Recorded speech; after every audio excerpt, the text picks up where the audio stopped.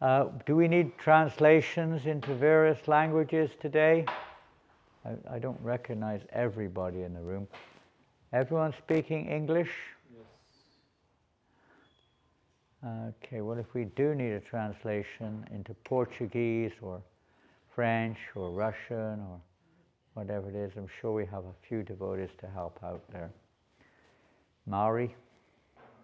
You okay? No need. Karen is one of those special souls from Maori background, New Zealand. There are a few. We have several Maori devotees in New Zealand. Very spiritually inclined people, actually, the Maoris. They have a deep spiritual, you could say, root. Connected, in fact, they say it is connected originally to the Vedic culture.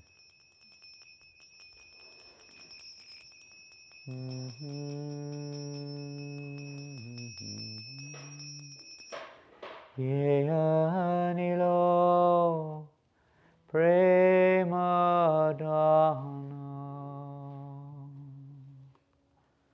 Karunapacho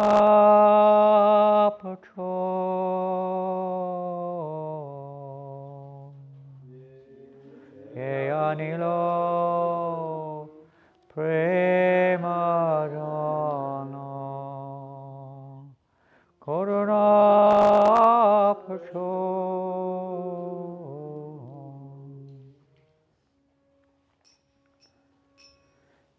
Hino Prabhu Kota Kilacharya Thako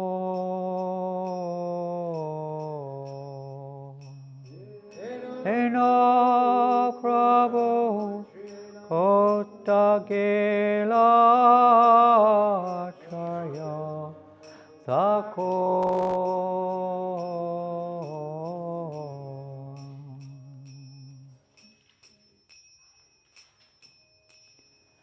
Kaha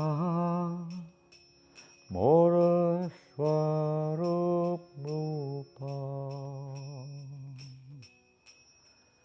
Kaha Sanatan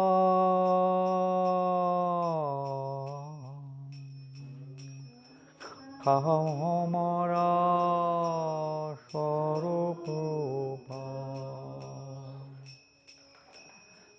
Kaha Sanatan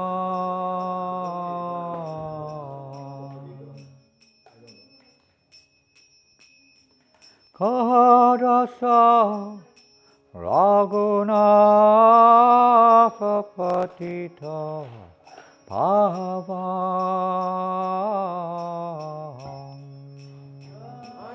Kahadasa Raghunatha Patita Pavan. Be a little patient when you start the next line. It's not coming in too early. No rush. Kahamara Bhatta Yuga Kaha Kaviraj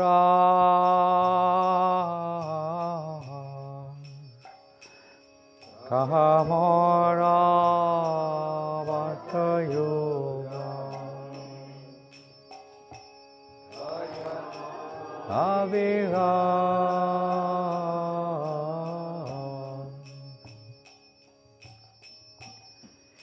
Ekakale Kotagela Raghunatha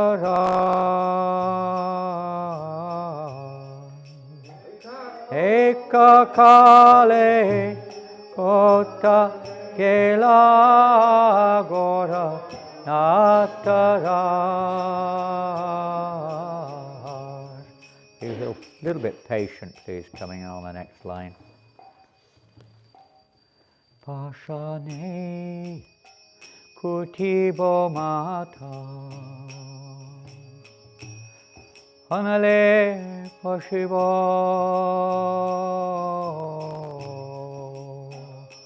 Pashane Kutibo Mata Anale Pashibo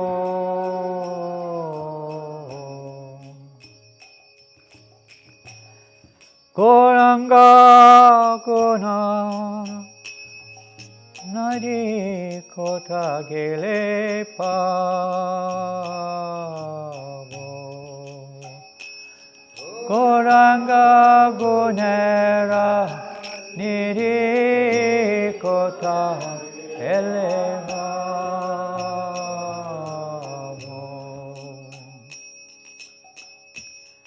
Sesaba Sangira Sange Ye Koilo Bila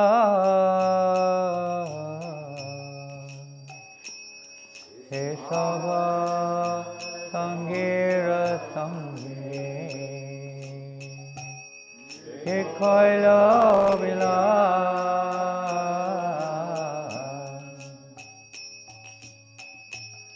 Se sangana paya kande narotamada Se sangana paya kande narotamada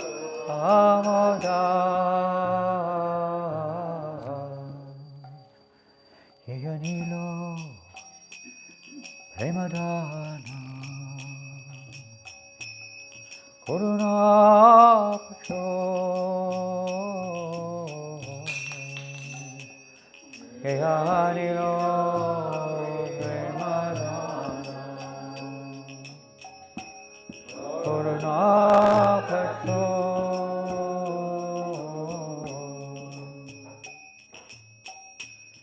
Eno Prabhakota Kela Charya Sako Eno Prabhu Kota Kelachaya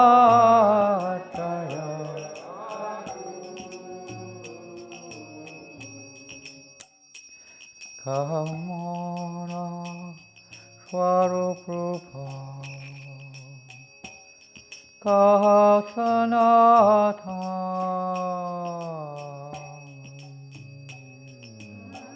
Mara Swarupa Kasanatha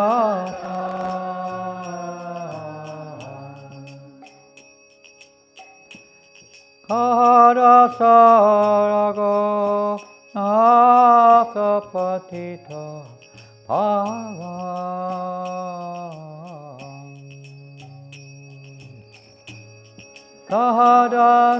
Kahadasarago Nasapatita Bhavan Kahamora Vatayuga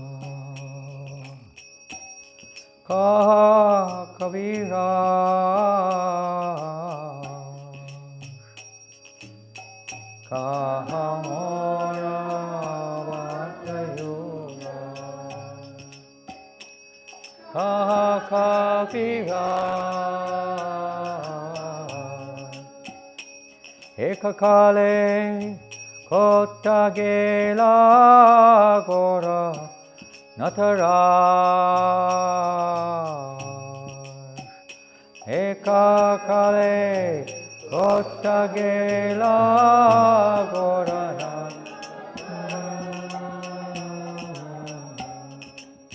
Hare Krishna Hare Krishna Krishna Krishna Hare Hare Hare Rama Hare Rama Rama Rama Hare Hare Hare Krishna Krishna Krishna Hare Hare Hare Rama Rama Rama Hare Krishna, Hare Krishna, Krishna Krishna, Hare Hare, Hare Rama, Hare Rama, Rama Rama, Hare Hare, Hare Krishna, Krishna Krishna, Hare Hare, Hare Rama, Rama Rama, Hare Hare, Hare Krishna, Krishna Krishna, Hare Hare, Hare Rama, Rama Rama, Hare Hare, Hare Krishna, Krishna Krishna, Hare Hare.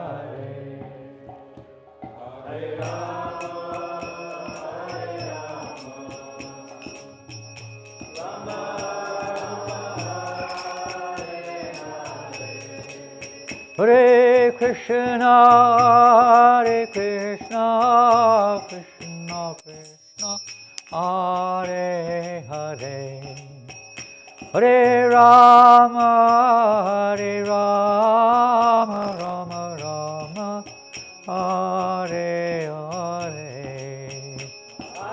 Krishna, Krishna Krishna, Hare Hare, Hare Rama, Rama Rama, Hare Hare. Raghunatha das Thakur ki. This song which is traditionally sung on the disappearance day of our acharyas.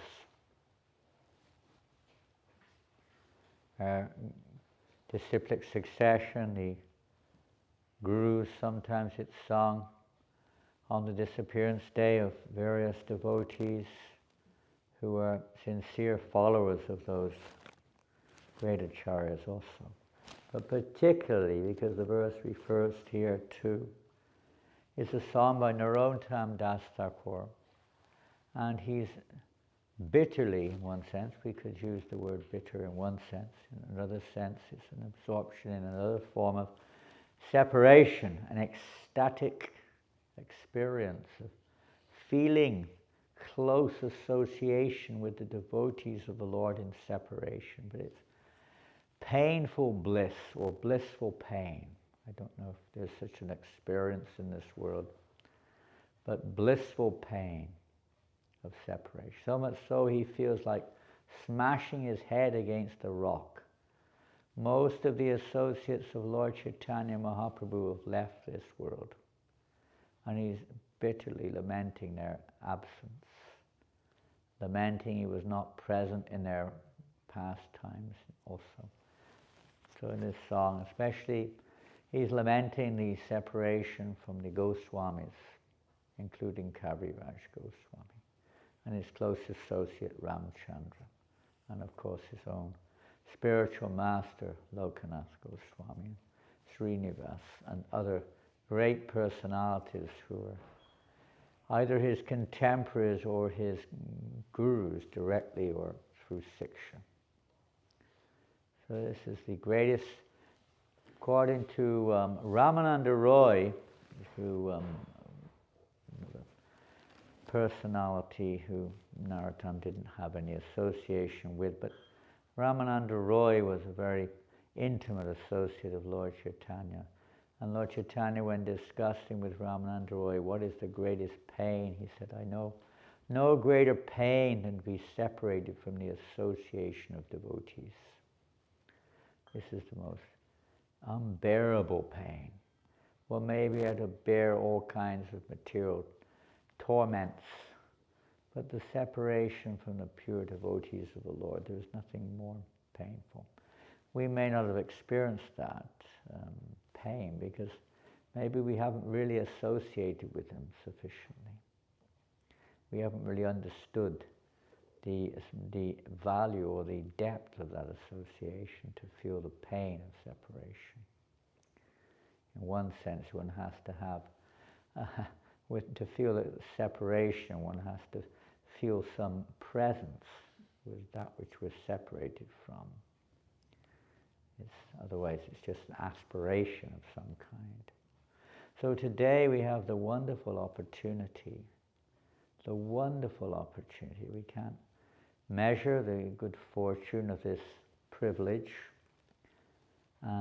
today that we have the opportunity to hear a little bit, at least to meditate upon, to pray to three eternal associates of the Lord who appeared in this world out of their causeless mercy, to give their association, to give their example and instructions for all of us to associate with.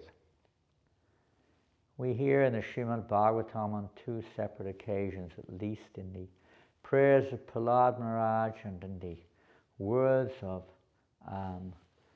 Jad Bharat, how is it that one attains this unique state of realization or spiritual Krishna conscious liberation? How do we attain that state? And in both cases they described it.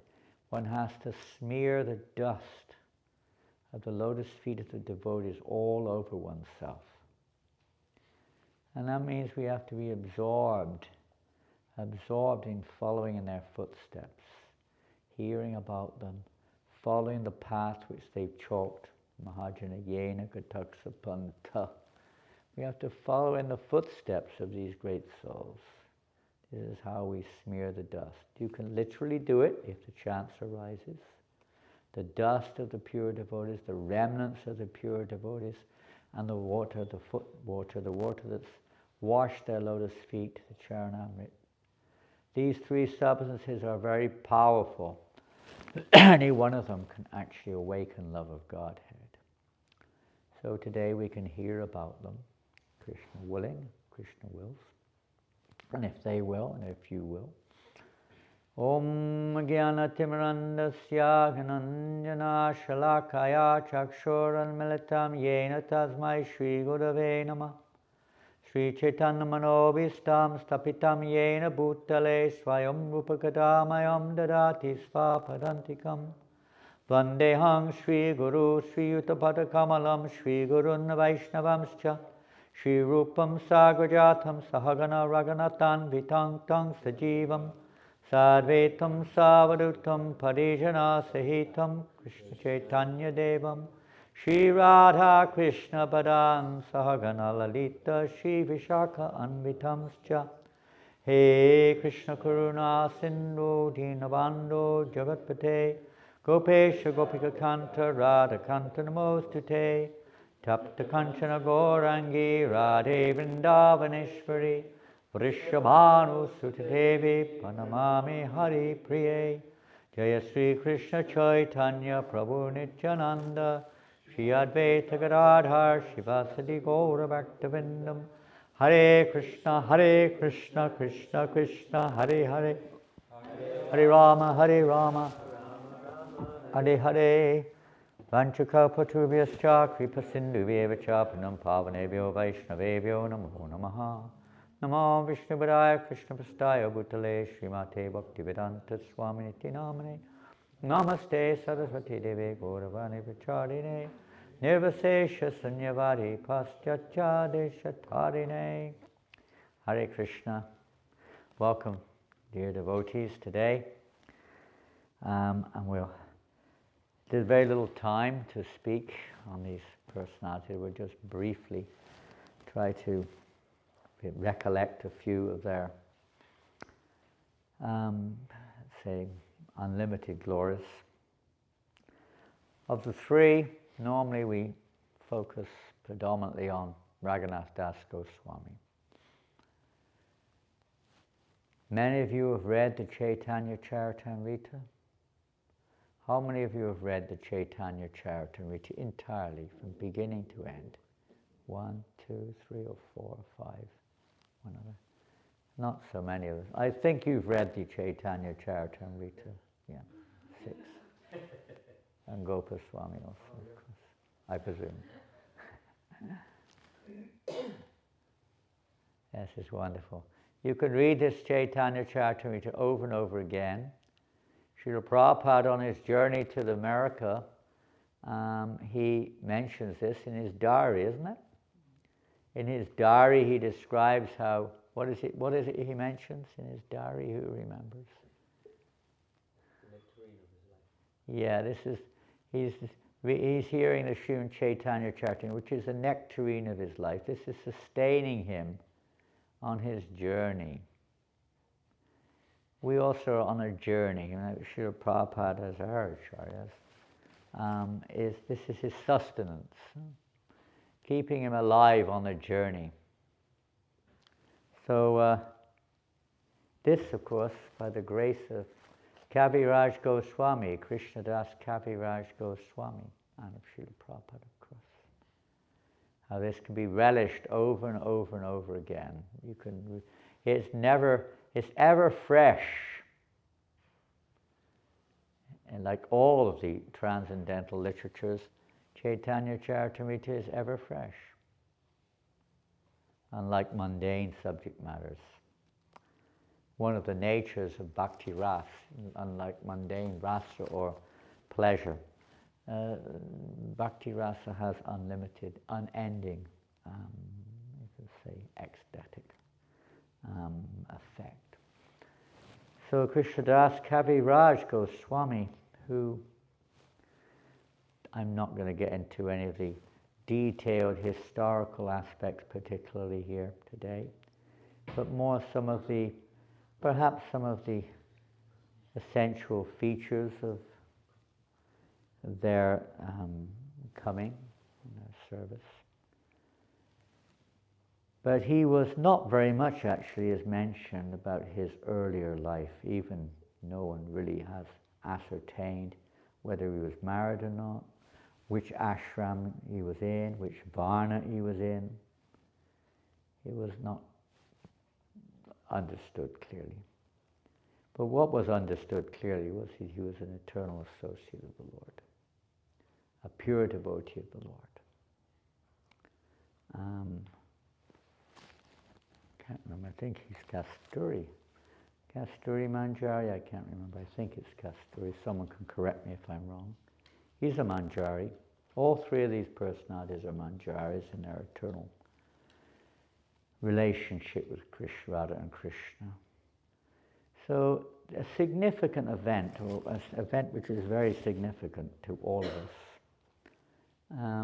which is the pre-runner, you could say, for the manifestation of Chaitanya Charitamrita, is his devotion to Gaur Nitai. He worshipped both Gaur and Nitai as being non-different in one sense, simultaneously one and different. Same personality appearing in two forms. And one day in his home, he'd arranged a festival. Sometimes it's said a constant kirtan festival, kirtan mahotsav, chanting the holy names round the clock. So one person attended that festival.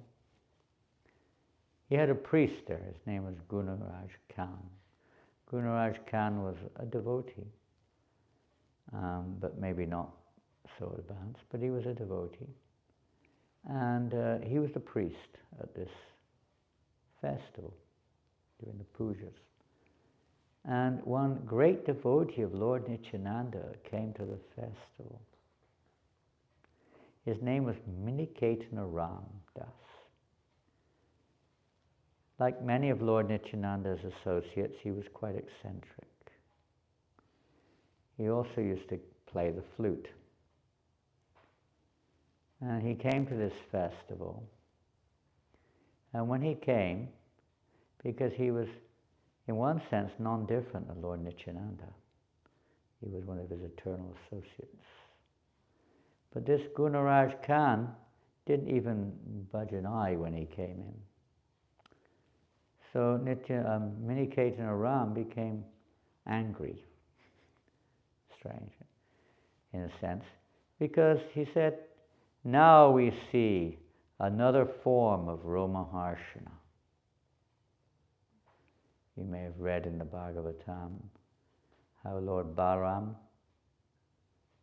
killed that with a kusagraph, Romaharshana. He killed him. Because Romaharshana didn't respect Lord Balaram. So similarly, he broke his flute on the spot and stormed out. So actually, Gunaraj Khan took it. He took the chastisement on himself and was a bit repentant for that mistreatment of Miniketana Ram. Not get into the details any more than that, but Kaviraj Goswami, brother, after the festival was over, was a little disturbed. He was supposedly a devotee also, but he was disturbed. And then they had a discussion why. Because Kaviraj Goswami's brother could not accept Lord Nityananda. He accepted Lord Chaitanya, but he didn't worship Lord Nityananda.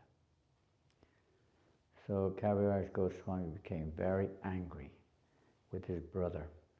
How dare you? And you're also insulting Lord Nityananda. It's like the philosophy of half a chicken philosophy.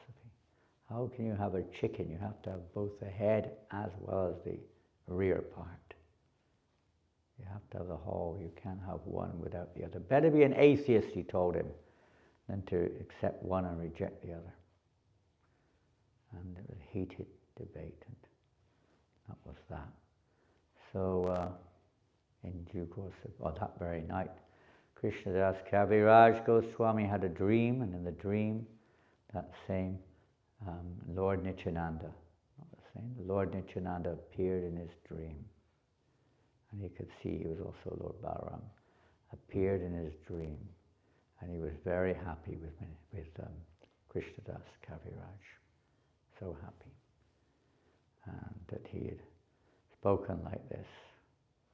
And he told him he should leave immediately and go to Vrindavan, where all your wishes, everything will be fulfilled. All your needs will be fulfilled, everything. Go to Vrindavan. So Krsnadas did. He left home, left wherever he was, his family, whatever that was. And he went to Vrindavan and stayed there for the rest of his life. So Lord Nityananda had a very significant part in this. Whilst in Vrindavan, Krsnadas Kaviraj had the great opportunity, of course, to associate with the Goswamis. They were contemporaries. And especially with Raghunath Das. Krsnadas Kaviraj resided in Radhakund area, mostly, and sometimes Manasaganga. But there he heard from Raghunath das Goswami. And from the other Goswamis too, of course. Because Raghunath das Goswami had spent, after, that's the story over here in a minute, but he spent a long time in Jagannath Puri in the association of Swarup Damodar Goswami. Swarup Damodar Goswami was the personal secretary of Lord Chaitanya, and he was keeping a diary, one very detailed diary of Lord Chaitanya's pastimes. And he described everything, Swarup Damodar described it all to Raghunath Das and asked him to put it to memory. So Raghunath Das put that to memory, all the pastimes he heard from Swarup and whatever he saw with his own personal association with Mahaprabhu. And after the departure of Lord Chaitanya Mahaprabhu, Raghunatha Das came to Vrindavan and spent the rest of his life in Vrindavan, sharing those pastimes with the Goswamis. And Kaviraj Goswami particularly was hearing those pastimes. And then he was, of course, requested by the Goswamis, the residents of Vrindavan, to put them into a written format, because mostly they'd not been put into written format. Vrindavan Das Thakur had not described very much about Lord Chaitanya's later pastimes. So Kaviraj Goswami was requested to write on these pastimes. And by the grace of Madan Mohan, he went to pray to Madan Mohan for the empowerment. And Madan Mohan's garland fell when he was praying.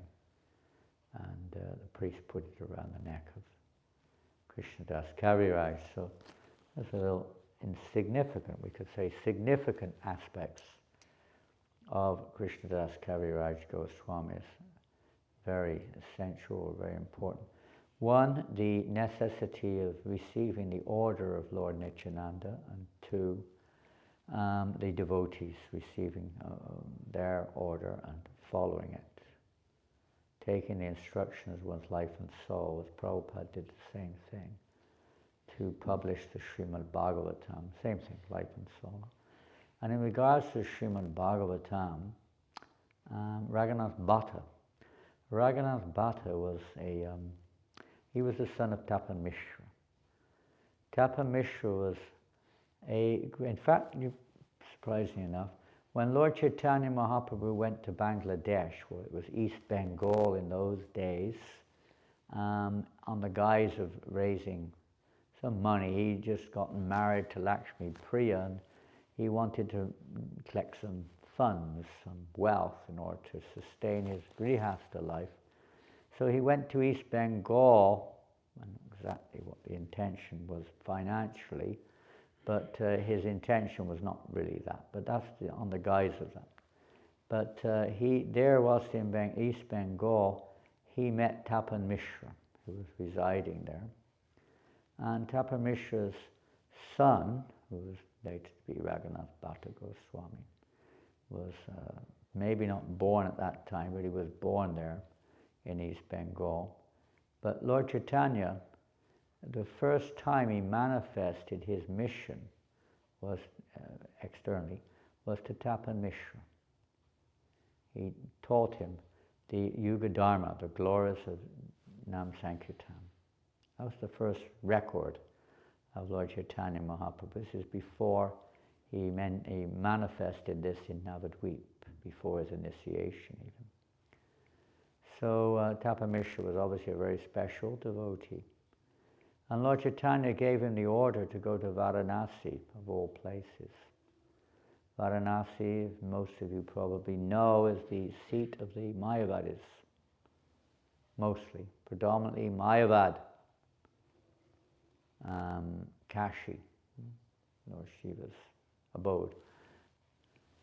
So he went there with his family, and Lord Chaitanya said he would meet him there later on. So Lord was arranging for the future plan here. So he did, and when Lord Chaitanya Mahaprabhu eventually went to Varanasi, on his way to Vrindavan, and on his way back also, to convert the Mayavadis and to teach Lord Sanatana Goswami the science of devotional service. Whilst he was there, he stayed in the house of Chandrasekhar Acharya, but he was taking his meals in the house of Tapan Mishra. So young Raghunath was getting a lot of opportunity to associate with Chaitanya Mahaprabhu, Raghunath Bhatta, that is. They were Brahmins by birth, Brahmins. So Raghunath Das, he wanted very much to go, after he grew up, to be in Jagannath Puri with Lord Chaitanya, so he left home at a certain point of time. There are many other things you could probably remember in relationship to this, but he went to Jagannath Puri and he stayed there for 8 months in Puri. with Lord Chaitanya. And then Lord Chaitanya, because he had all good association there, imbibing the teachings of Lord Chaitanya as well as the other associates of the Lord. And after 8 months, Lord Chaitanya asked him to go back home and look after his aging parents. And then he stayed home, and Lord Chaitanya said, stay there until they leave the world. So he did. He looked out. They were, of course, great pure devotees. So he stayed there, and when they left the world, he returned to Puri and stayed another 8 months. And then Lord Chaitanya Mahaprabhu sent him to Vrindavan to join the other Goswamis, to take shelter of Rupa and Sanatan. So Raghunath Bhatta went to Vrindavan. Whilst he was in Puri, he also had a great opportunity, of course, to hear from Gadadhar Pandit and others. Gadadhar Pandit was, let's say, amongst the associates of Lord Chaitanya, was especially renowned for his recitation of Srimad Bhagavatam. And Raghunath Bhatta also became renowned in Vrindavan for his recitation of Srimad Bhagavatam. It's said that he could recite it, so his voice apparently was so sweet, nothing could compare to it. Sometimes it would say, he would sing like a very sweet cuckoo. But he could sing in all kinds of meters. He would recite the Bhagavatam verses in different types of beautiful meters, so sweetly. It's meant to be beautifully recited. It's not just a ritualistic spiel, but it's meant to be recited nicely. Poetry, it's music. And the Goswamis would all relish hearing him speak on the Srimad Bhagavatam. Every day, for hours a day, he would speak on Bhagavatam. And he also, very close to Rupa Goswami, was like his spiritual master. And Rupa Goswami engaged him also in the building of the Radha Govinda Mandir. Not physically, but seeing that it was done. And he was also engaged, apparently, by Rupa Goswami in the beginning of the worship of Radha Govinda Ji as Pujari, worshipping Radha Govinda. So he is also Manjari.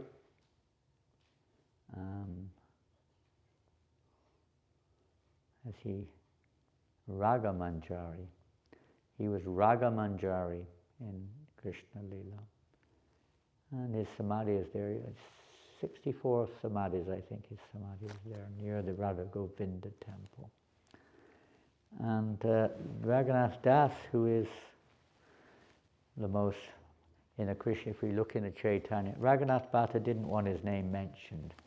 In Chaitanya Charitamrita, it's briefly mentioned, but not much is said about him. And Raghunath Das, however, quite a lot is mentioned by Kaviraj Goswami. Raghunath Das was Kaviraj Goswami's, partly like his guru, partly speaking. He learnt all about Lord Chaitanya from Raghunath Das.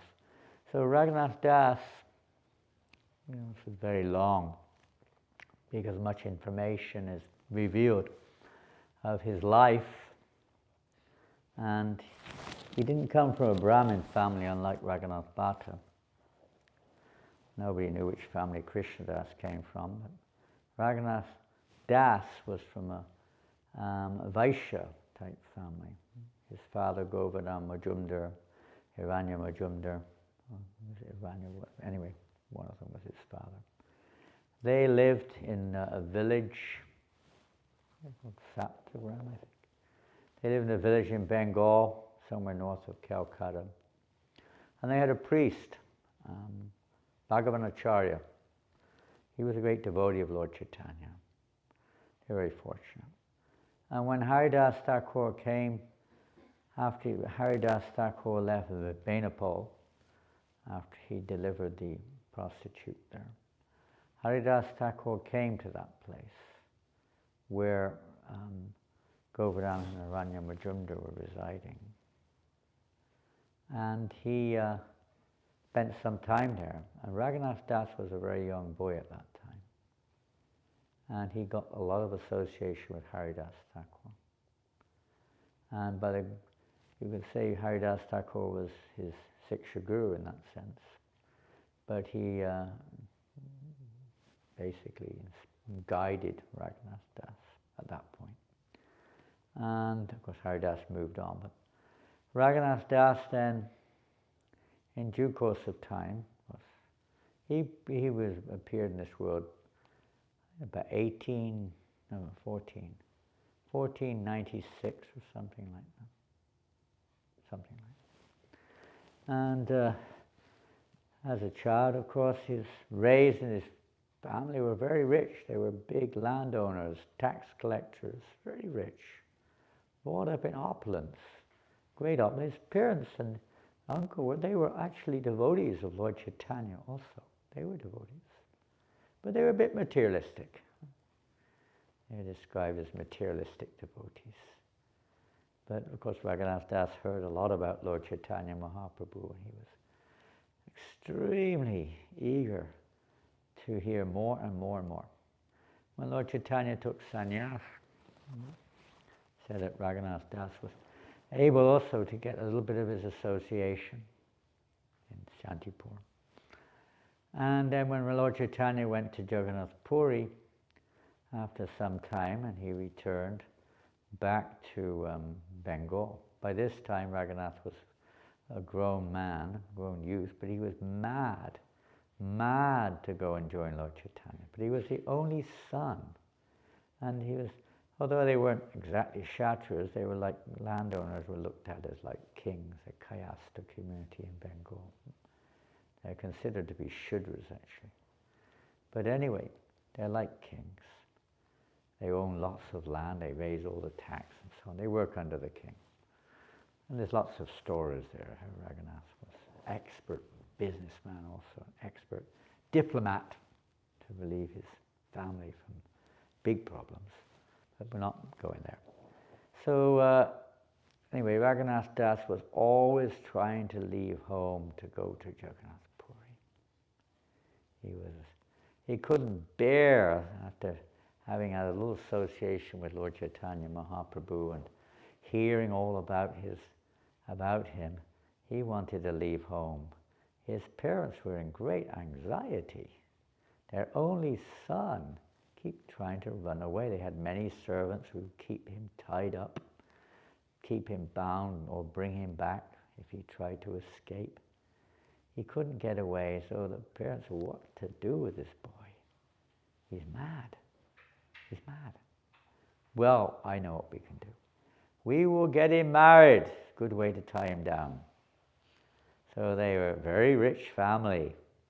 Raghunath was a handsome young man, very talented, all good qualities, expert diplomat, expert businessman, expert at everything. Very rich family. So it wasn't difficult to get a beautiful wife for him. So they said that she was more beautiful than Sachi, the wife of, in this case, the wife of Indradev. More beautiful, such beauty. So they thought that would definitely tie him down. But no, not at all. Raghunath was disinterested, even though his wife was more beautiful than the heavenly damsels. He had all the opulence you could think of. They were a very rich family. But nothing could tie Raghunath down. But again, Lord Chaitanya, when he was traveling to Vrindavan, some or another Raghunath Das managed to go and see him with many guards. Many guards were there. And Lord Chaitanya Mahaprabhu told him, don't be like a madman. Go home. Go home and behave like a normal person. Pounds, shillings and pence. In your heart, that's another thing. You absorb in the service of Radha and Krishna, but externally you behave like an ordinary person. In due course of time, Everything will, all your desires will be fulfilled. But now, for now, behave like an ordinary person. So he did. He went back to his home. There he behaved like a normal person, more or less. So his parents were a little more lenient. They thought, wow, looks like he's come to his senses. And they relaxed a little bit. So later on, of course, Lord Chaitanya Mahaprabhu had sent Lord Nityananda to Bengal to preach. So Lord Nityananda Prabhu with his associates came very close to the home of Raghunatha Das. They're in Panihati. They came there and they were on the banks. They're having a festival there in Panihati, on the banks of the Ganga. And Raghunatha Das, of course, things were a little bit easier. He took advantage of this. And he went there to get the association of Nityananda Prabhu. And he came there. And from a distance, he paid his obeisances. Lord Nityananda was sitting on some kind of raised platform there. And from a distance, he could see someone offering obeisance. And the devotees with Lord Nityananda, many devotees were there. That is Raghunatha Das offering obeisances. Oh, bring him here, you thief. Bring that thief here. He called him a thief. Because you could see it in different ways. Because generally thieves stay at a distance. They don't come very close. Usually they keep a little distance, one. And two, of course, his family, his parents, his father and his uncle have been misappropriating government funds, stealing it, basically. And Raghunatha Das, by his expertise, had bailed them out. So he was a kind of an accomplice to the theft in one way. So a thief, he's a thief. Just joking. But that's not the real meaning of this. We'll see in a minute. So then Raghunatha Das came forward, and I'm going to punish you, Lord Nityananda said. You're a thief. I'm going to punish you now. And he put his foot on Raghunatha Das's head, punished him. He said, I'm going to punish you further. Now you have to arrange a feast of Chiradoi Mahotsava, a feast of yogurt and chip rice for all of my associates here, everybody. Arrange it now. Raghunath was in ecstasy.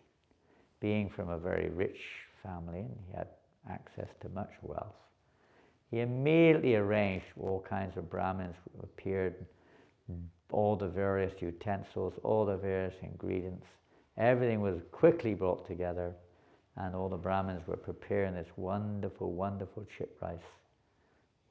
Some with yogurt, some with condensed milk, mixing it in huge clay pots, and so on and so forth. So he arranged this fantastic festival. And Lord Nityananda and his associates were all in bliss, experiencing this wonderful, joyful festival of Chiradoi Mahotsav, which is celebrated every year, something in June, I think. And Lord Nityananda was very pleased with Raghunatha Das. And he asked all the devotees to bless Raghunath. That very soon, he would be released from the entanglement of material existence. And many other things took place. Anyway, that was a little incident. There were again Lord Nityananda's, you can say, influence by his association. That which was meant to happen took place. Everything is by the mercy of the Guru. Lord Nityananda is Adi Guru. So by his mercy, Raghunatha Das was also released in due course of time. Shortly after that, excuse me, Raghunath became again quite impatient to go to Puri. So guards were there again. But on one occasion, by arrangement of Providence, it so happened, what was his name? The priest of the Raghunath, one of the priests there, what was his name again? Not Bhagavanachara, another one. What was his name? Forgotten his name. Came there in the middle of the night, all divine arrangement, middle of the night, and he woke Raghunath, who was sleeping in outer quarters in a Durga Mandap. All the guards were asleep for some reason. He woke him up and said he needed his help because the Pujari had left his service. There was no one to do the daily worship, so he needed him to come, either to try to bring the Pujari back, to try to help him to, and that was the excuse anyway. So he left with his spiritual master, Yadunandana Acharya. Yadunandana. They went in the dead of night through the forest. They left the house. So Raghunath thought, oh, this is a great opportunity now. What an opportunity. He looked back, there were no guards. They'd all fallen asleep.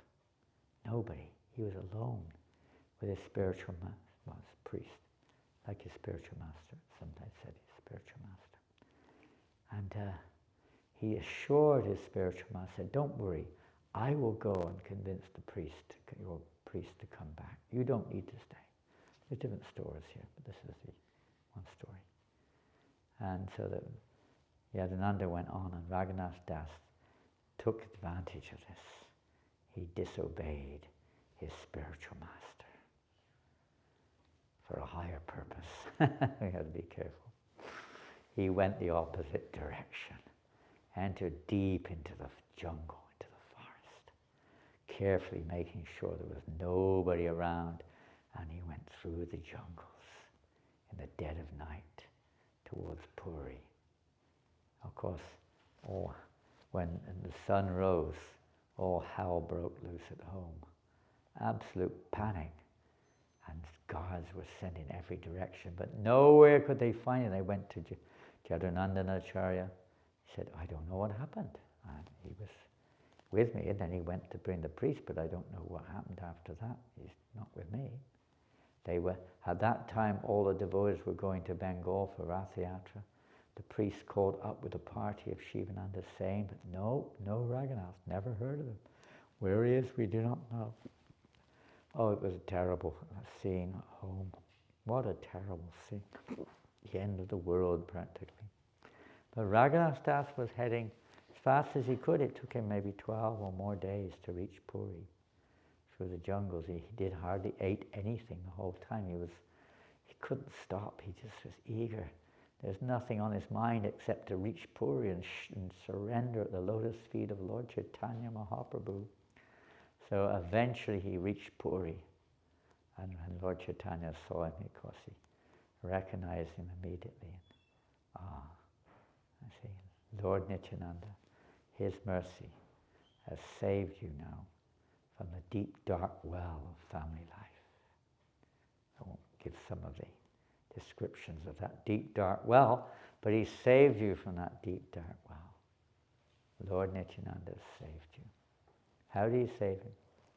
Well, by his mercy, by his punishment. We cannot approach Lord Chaitanya without the mercy of Lord Nityananda.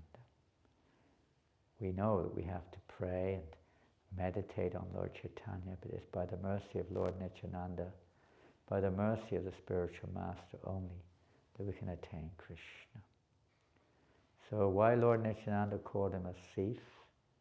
Said, Lord Chaitanya Mahaprabhu is my property. He's my property. If you want him, you can only get him through me. You have to get the mercy of Lord Nityananda. Otherwise, to go directly to Lord Chaitanya, as we saw with the brother of Krsnadas Kaviraj, it doesn't work. You have to go through Nityananda. Nityananda is the gateway to prem, to love of God. He's the gateway to Lord Chaitanya.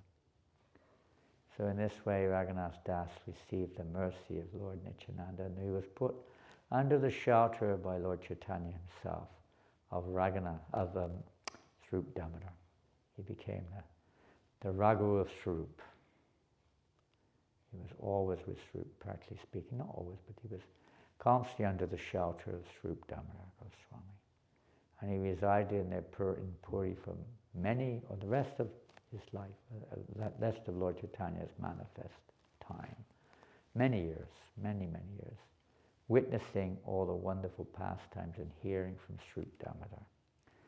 He lived every one of Lord Chaitanya's associates had a specific you could say, a specific part to play in Lord Chaitanya's pastimes.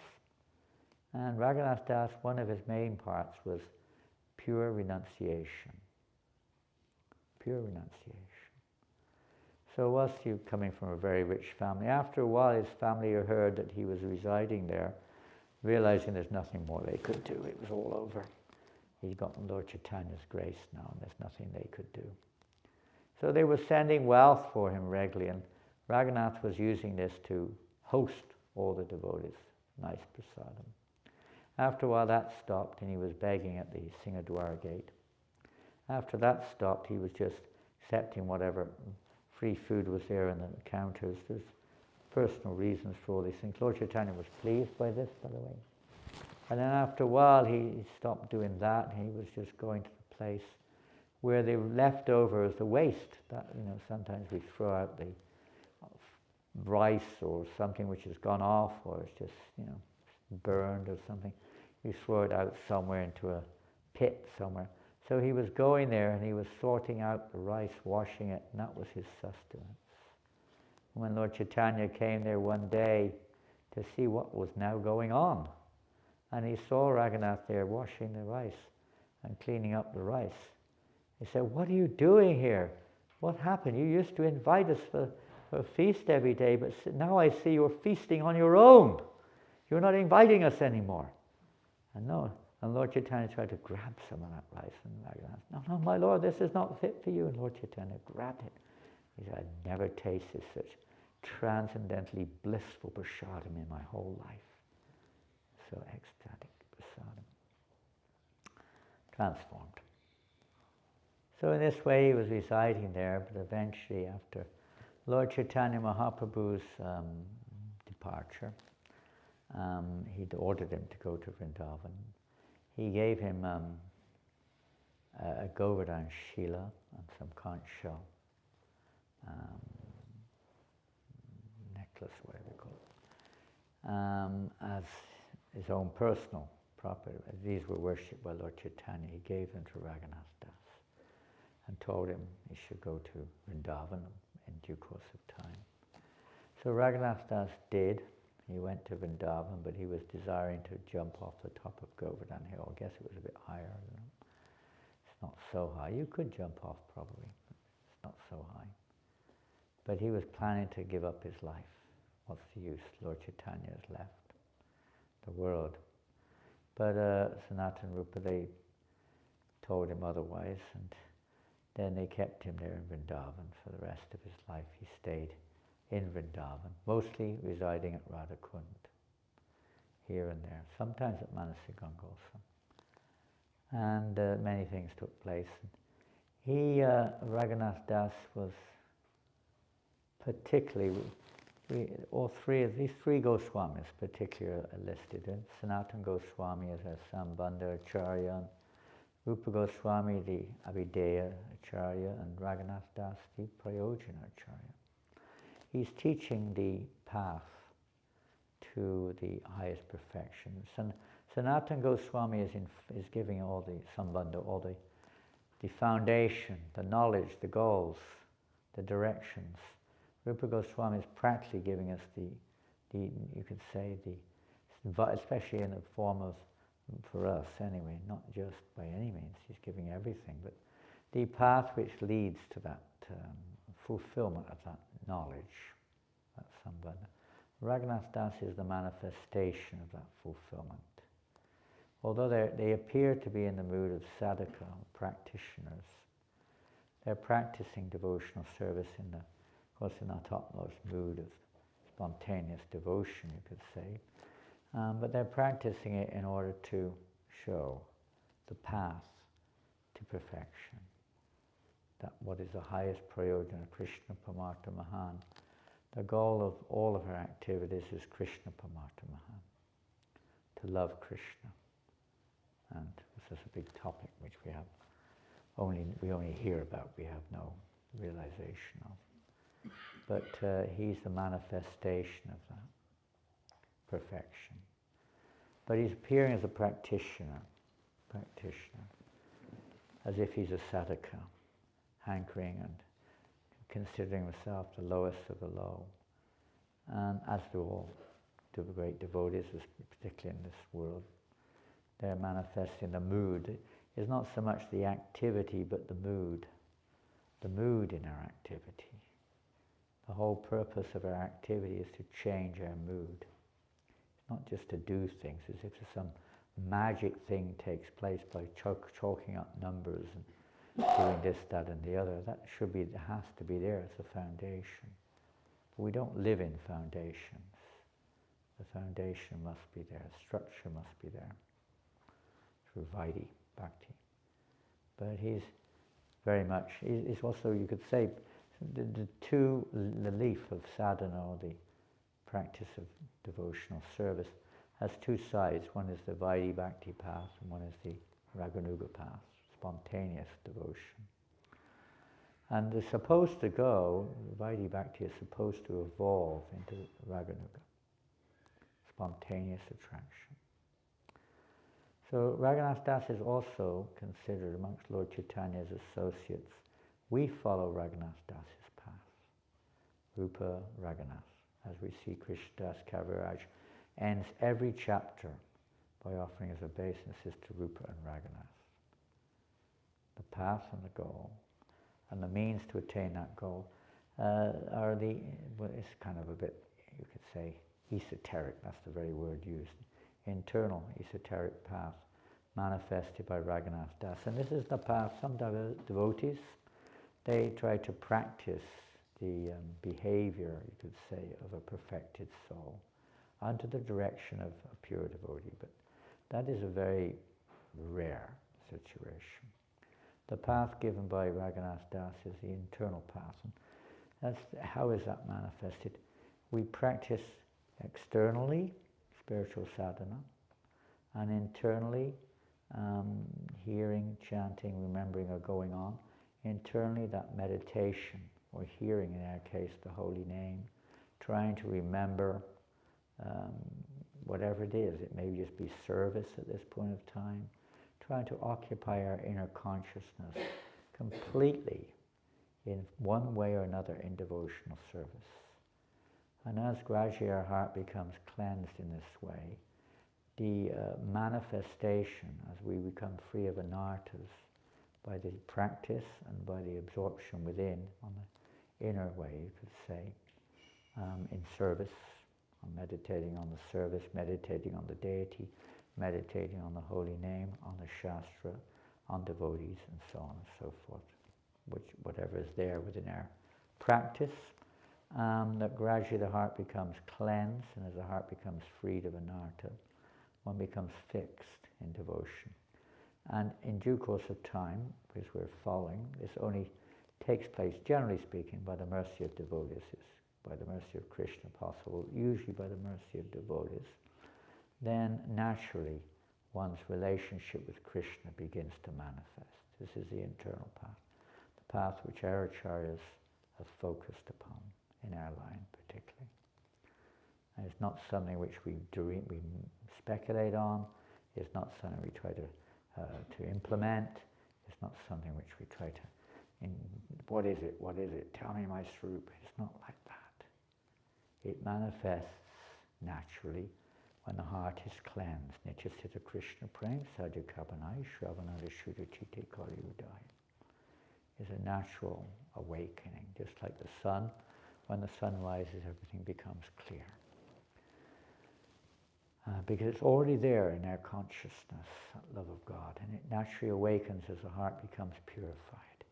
And then that's confirmed by the eternal associates of the Lord. Then they give us guidelines to practice on that platform.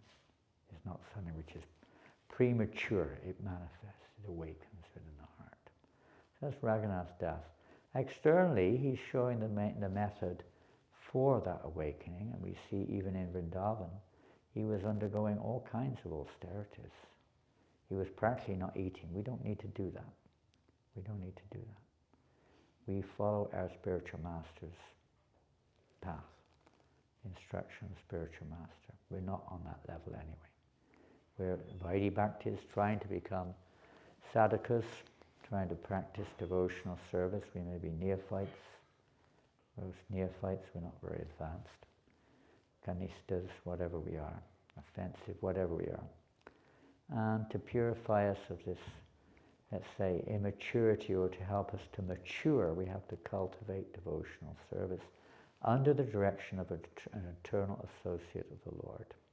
If we want to rise to that platform of pure devotional service. So we can imagine how fortunate we are. Srila Prabhupada and all of our acharyas are giving us this opportunity to cultivate devotional service under their shelter. We take shelter, that's another aspect of smearing the dust of the lotus feet of the devotees all over oneself or one's body. We embrace those instructions as our life and soul. By embracing those instructions, then all impediments will be removed. As Lord Nityananda said to Krsnadas Kaviraj, all impediments will be removed. By embracing those instructions of the spiritual master as our life and soul, it's called an austerity, penance, and that's how one attracts the attention of the Lord, by performing penance. Not by doing what we want, or avoiding what we don't necessarily like, but following the wish of the spiritual master, trying to mold our lives on that principle. And that's what awakens, or rather attracts, the attention of Krishna. And then he removes the anarthas within our heart. Shushushroshtadanasya Vasudeva Katarachi. An attraction for hearing and chanting awakens in our heart when those anarthas are removed. Natural attraction awakens towards hearing and chanting about Krishna, and taste, everything else comes in due course of time. So they show us the means where that can naturally awaken. Raghunatha Das, when he was in Radhakund, he was circumambulating Radhakund every day, taking bath 3 times a day. In the Kund, we don't necessarily do that if our spiritual master may have given us a different direction. But he was bathing in Radhakund, and he's on the highest platform of pure devotional service. He's Rasa Manjari in the spiritual realm, sometimes known as Rati Manjari also, in the eternal associates of the Lord.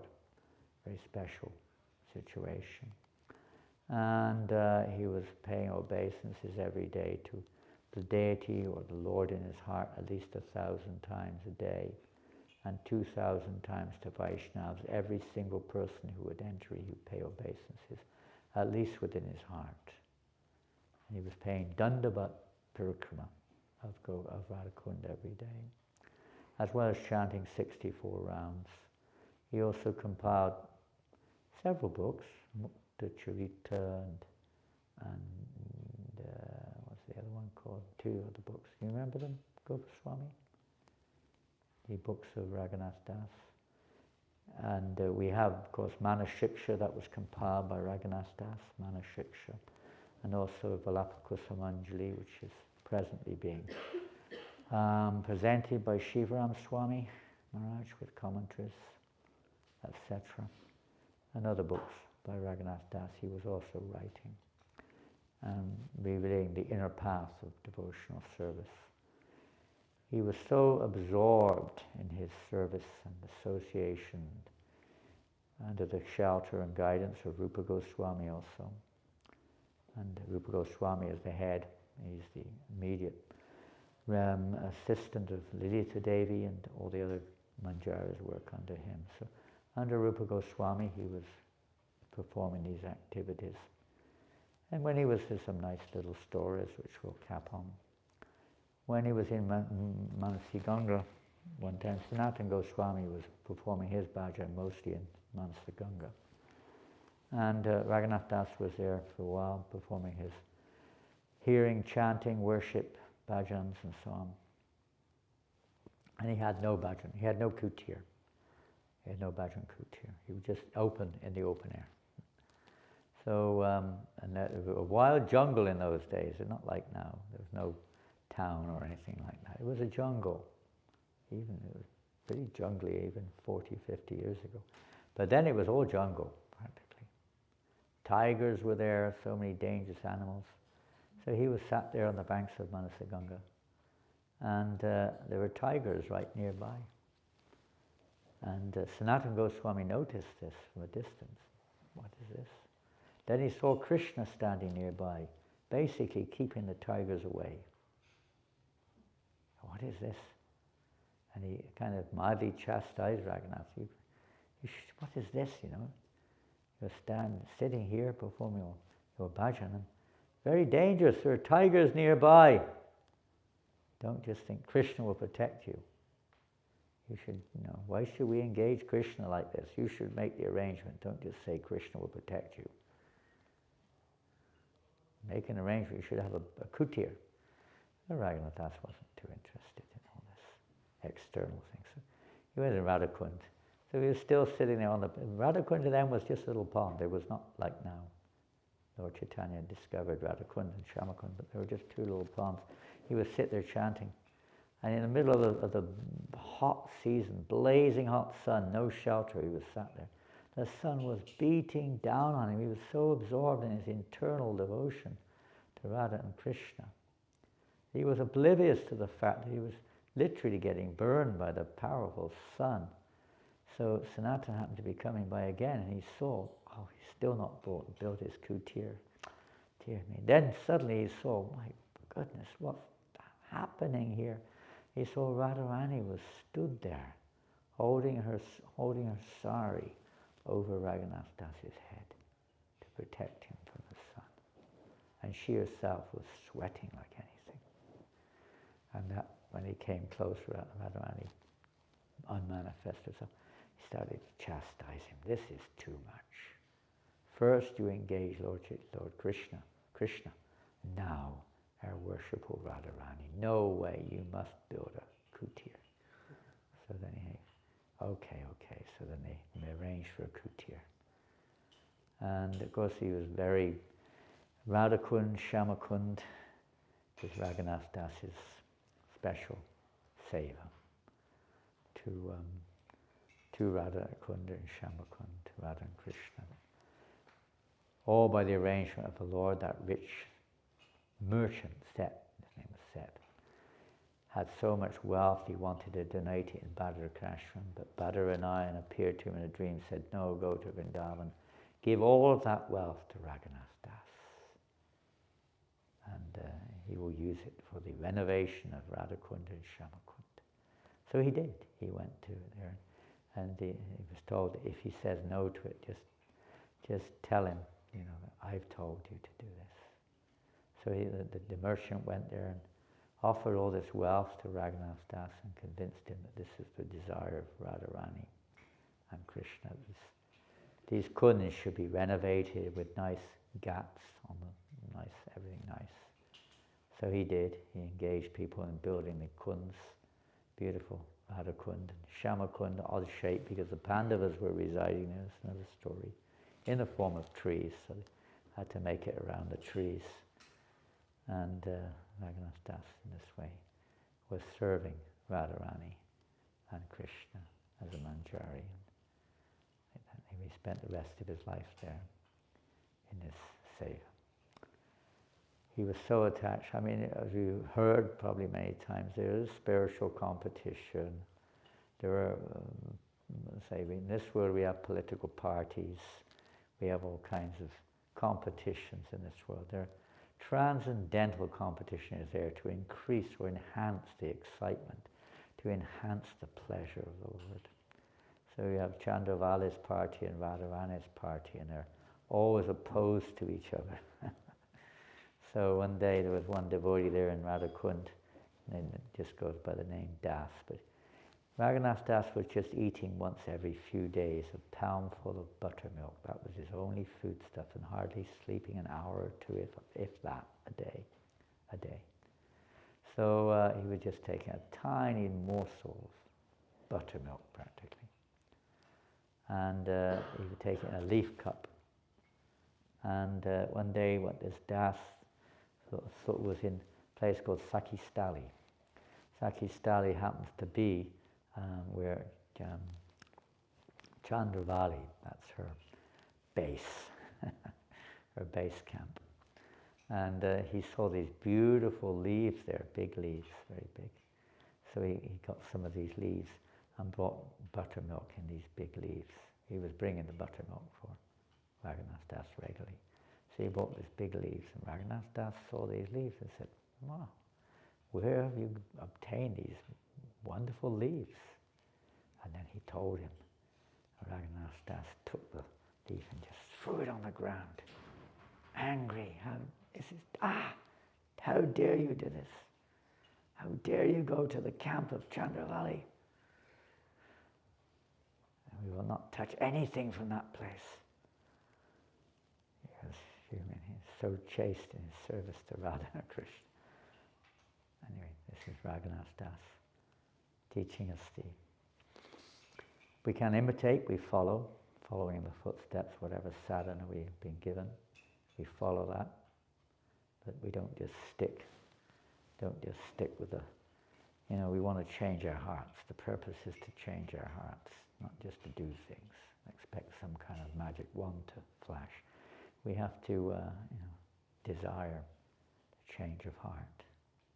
Even if we don't know what to do about it, at least we have to desire a change of heart. All those rotten material desires, those envious feelings towards others, those lusty desires, those, proud, attached to our nonsense perception of the world, attached to stupid concepts, attached to science, attached to all kinds of crazy things, attached to our body, attached to our mind.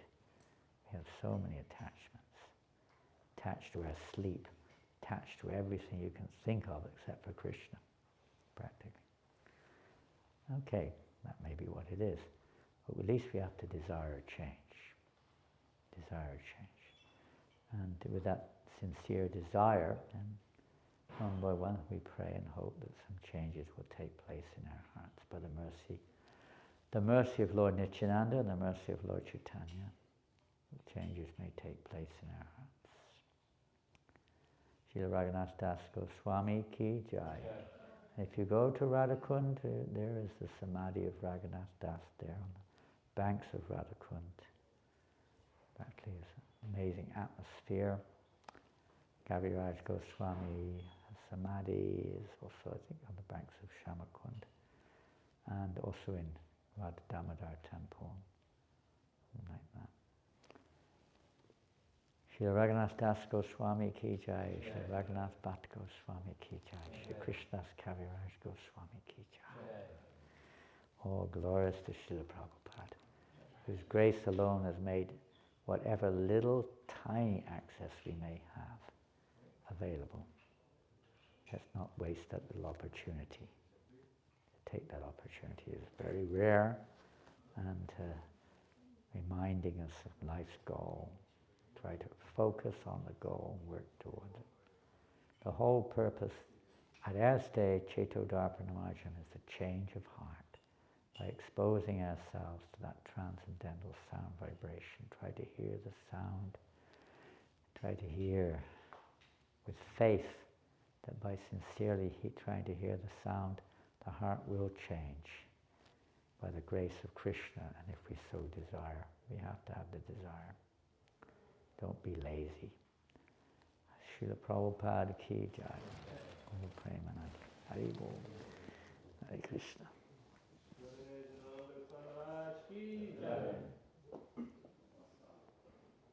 It's not a fast day today, is it? Not a fast day. No, okay.